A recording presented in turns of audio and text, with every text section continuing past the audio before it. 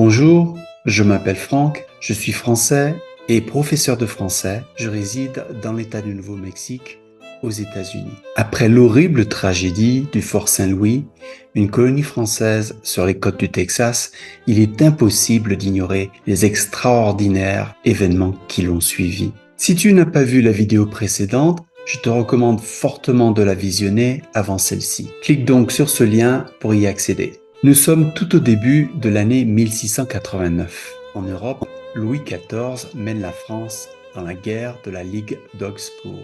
À des milliers de kilomètres de l'Europe et à plus de 700 kilomètres de la colonie la plus proche, nous retrouvons un groupe de 6 enfants dans un village Karankawa, une communauté indigène sur la côte du Texas. Comme les adultes qui les entourent, ces enfants portent des tatouages aux mains, aux bras et au visage, des tatouages tribaux.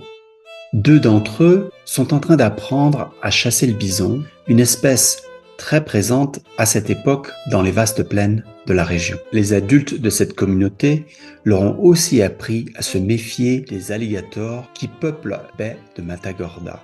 Mais au premier coup d'œil, on voit que ces enfants sont différents. Ils ont certes le teint un peu bruni par le soleil, ils portent des tatouages. Pourtant, ces enfants ne sont pas natifs de ce milieu. Ils ont la peau blanche. Mais qui sont ces enfants? Ils sont français et ils ont été enlevés quelques mois plus tôt. Parmi ces enfants se trouvent 4 membres de la famille Talon. Et aux environs de Noël de l'année précédente, ils ont été témoins du meurtre de leur mère. Alors, que s'est-il passé? Comment ces enfants se sont-ils retrouvés dans un lieu si reculé? Je vais maintenant assumer que tu as déjà visionné l'épisode que je t'ai recommandé plus tôt dans cette vidéo, intitulé L'étrange histoire de l'unique colonie française au Texas. Revenons tout de même brièvement quelques années en arrière, en 1687, après la fondation du Fort Saint-Louis par l'explorateur français Cavelier Sieur de La Salle. Il n'en reste que 46, leur nombre étant en constante diminution de par le harcèlement des Indiens Karankawa, les épidémies, les conditions insalubres, le manque de vivres et la recherche incessante du Mississippi par le sieur de La Salle. Sans aucun navire pour la ravitailler, le dernier ayant coulé dans la baie de Matagorda, cette petite colonie est destinée à périr, car elle est complètement isolée de la plus proche communauté. Alors, pourquoi ne pas rejoindre cette colonie à pied? Comble du malheur, La Salle ne dispose d'aucune carte précise. En fait, il ne sait même pas où il a débarqué. Malgré tous ces aléas, La Salle n'a pas le choix. Il doit partir chercher de l'aide. En 1687, il décide de rentrer à pied au Canada français, couvrant une distance de plus de 1600 km, rien que ça. Avant son départ, La Salle fait une paix hâtive, précipitée même, avec les Karankawa, afin que, selon lui, ils n'ont aucune raison de harceler la colonie. Des années plus tard, un survivant de cette expédition se rappelle avec colère que si ces précautions avaient été prises dès notre arrivée dans le pays, les autochtones ne nous auraient pas tués en si grand nombre. La Salle part donc avec une poignée d'hommes pour le Canada. Il ne reste dans le Fort Saint-Louis que quelques femmes, des enfants et des hommes invalides. Mais avant de continuer, une petite publicité pour le prochain épisode qui sera vraiment fascinant.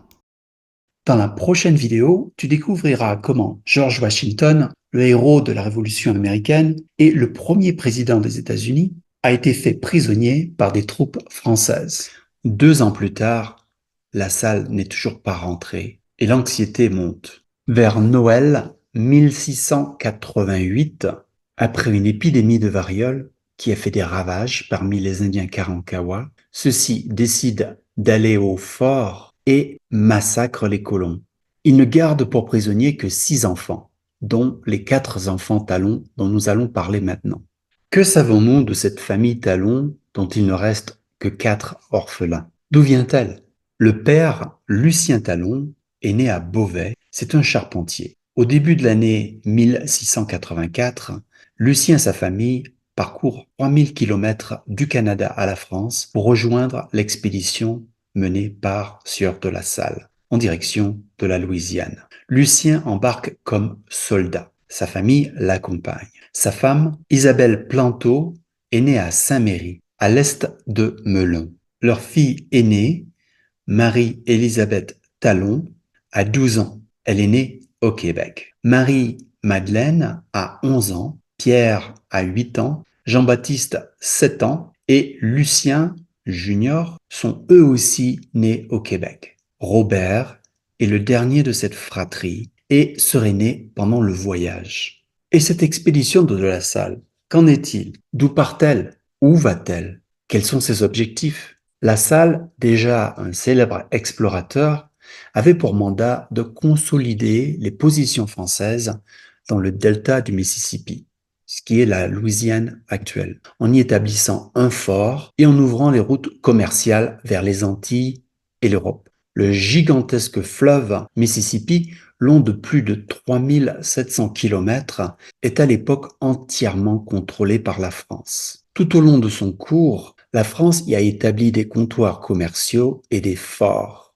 L'ambition de La Salle est de faire du Mississippi le fil d'Ariane qui relie le golfe du Mexique au Canada français. Les berges du Mississippi seraient alors la base de l'expansion française vers l'est jusqu'aux Appalaches et vers l'ouest jusqu'aux Rocheuses à travers les immenses plaines du centre de ce qui sera un jour les États-Unis. Mais quittons les projets pharaoniques de La Salle et rejoignons la famille Talon.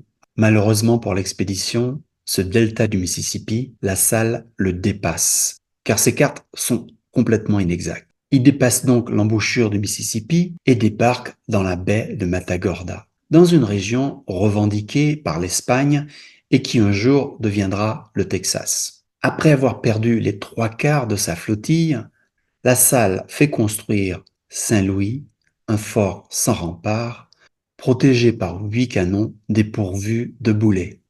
Lucien, le père de la famille Talon, accompagne La Salle dans sa recherche du Mississippi à partir du fort Saint-Louis. Mais quand La Salle revient, bredouille, Lucien n'est pas avec lui. Il aura disparu. Nous savons aussi que sa femme, Isabelle Talon, a été assassinée sous les yeux de ses enfants en Noël 1688. Dès lors, Fort Saint-Louis n'est plus qu'une ruine, un fantôme au milieu de nulle part. Et l'Espagne dans tout ça? A-t-elle laissé la France s'installer sur les côtes du Texas sans rien dire? L'Espagne, alors ennemie de la France, semble au courant de la présence française sur les côtes du Texas. En 1691, une expédition de 85 soldats espagnols découvre les ruines du fort Saint-Louis. Mais en 1691, l'Espagne était-elle fermement établie au Texas? Il se trouve que des années auparavant, la couronne espagnole avait revendiqué cette région comme une extension de leur empire du Mexique. Mais en réalité, il n'y a pas de véritable présence espagnole au Texas au moment où l'expédition française débarque en baie de Matagorda. Ces soldats espagnols arrivés sur les ruines du fort Saint-Louis découvrent l'existence des captifs français non loin de là. Ils négocient avec les Karankawa et, pour quelques chevaux et des vêtements, ils obtiennent la libération des enfants français captifs. Nullement libres, les 4 enfants Talon, Marie-Madeleine, Robert, Jean-Baptiste Talon et Lucien Junior sont maintenant prisonniers des Espagnols. C'est donc la deuxième fois que les Talons sont enlevés et adoptés. Ils sont alors contraints à voyager plus de 1000 kilomètres du village amérindien jusqu'au port de Veracruz au Mexique. Mais ils ne s'arrêtent pas là. Une marche de plus de 320 kilomètres à travers les montagnes jusqu'à Mexico les attend. Une fois à Mexico, ils y rencontrent Gaspar de la Cerda, le vice-roi espagnol du Mexique. Mais pourquoi les Espagnols se donnent tant de peine à récupérer ces enfants français? Monter une expédition à des centaines de kilomètres en territoire inconnu, donner des chevaux, tout cela indique que ces jeunes captifs ont une valeur hors du commun. Lors de l'interrogation chez le vice-roi, il s'avère que les Talons sont des informateurs hors pair. Ils connaissent la côte du Texas, encore inconnue à l'époque, ils connaissent les Indiens de la région, ils portent les mêmes tatouages et ils parlent leur langue. Non moindre détail, ils sont aussi au courant des projets français pour la région. En raison du jeune âge de ses enfants, Cerda Sandoval adopte ensuite le groupe en tant que domestique et les fait naturaliser citoyens espagnols. Les années suivantes verront donc les jeunes Talon grandir à Mexico jusqu'à ce que le vice-roi d'Espagne décide de rentrer en Europe. Jean-Baptiste Lucien Junior et Pierre Talon sont envoyés à l'Académie navale de Veracruz. Plus tard, le trio sert un navire qui patrouille la côte du golfe du Mexique pour y protéger les intérêts de l'Espagne. Quant à Robert, le plus jeune des Talons, et sa sœur Marie-Madeleine, ils accompagnent le vice-roi en Espagne. Mais leur vie, encore relativement tranquille, au service de l'Espagne, va prendre fin. En janvier 1697, un navire de guerre français capture le navire espagnol, sur lequel les trois frères Talon sont matelots. On pourrait les croire soulagés d'être de nouveau avec leurs compatriotes, mais ils sont furieux. Ainsi, même en cette année, la France et l'Espagne sont ennemis. De plus, retrouver trois marins français à bord d'un navire militaire espagnol, cela cause des points d'interrogation. Lorsque leur identité est connue, les jeunes Talons ne sont pas autorisés à débarquer du navire. Ils seront faits prisonniers pour la troisième fois de leur existence. Alors, qu'est-ce qui leur arrive? Les frères Talon sont emmenés à Saint-Domingue, la même île où la petite flottille de La Salle s'était approvisionnée 13 ans plus tôt. Lors de leur examen par les autorités françaises, les trois frères dévoilent les détails des fortifications espagnoles du port de Veracruz, la taille des colonies et même les routines militaires qui y ont lieu. Jean-Baptiste et Pierre Talon sont ensuite envoyés à Brest pour y être interrogés plus formellement. On mesure donc mieux la valeur inestimable de trois simples matelots français à cette période d'intense compétition entre la France et l'Espagne. Le ministre de la Marine de l'époque, Louis Pontchartrain, a entendu parler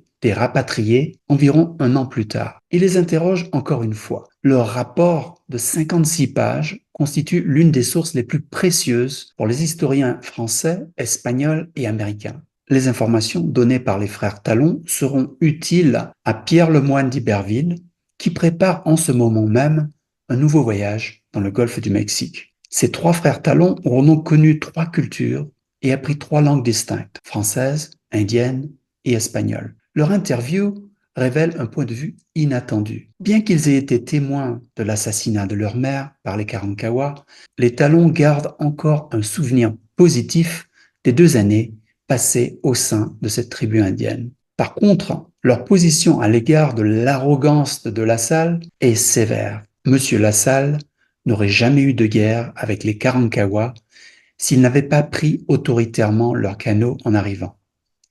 Rien n'est plus facile que de gagner leur amitié. Et est-ce que les aventures de la famille Talon se terminent en France?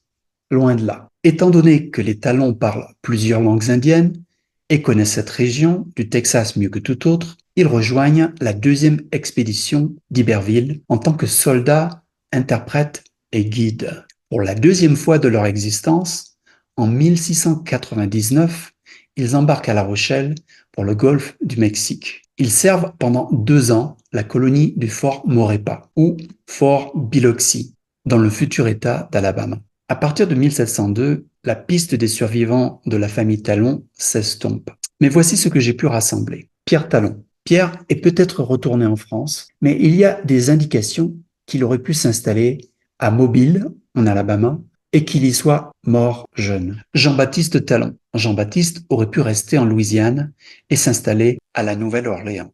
Lucien Talon. Rien n'est connu de Lucien après son envoi à Oléron. Robert Talon. Robert est mentionné sur le registre paroissial de Mobile, en Alabama, en 1721, marié avec 2 enfants et charpentier de métier. Marie-Madeleine Talon. Autorisée par l'Espagne à rentrer en France, Marie-Madeleine a épousé Pierre Simon de Paris en 1699. On pense qu'elle serait retournée au Canada, où elle est née, là où l'histoire de leur famille a commencé. Dans la prochaine vidéo, tu découvriras comment George Washington, le héros de la Révolution américaine et le premier président des États-Unis, a été fait prisonnier par des troupes françaises. Abonne-toi donc pour ne rien manquer de cet épisode extraordinaire mais inédit de l'histoire de France.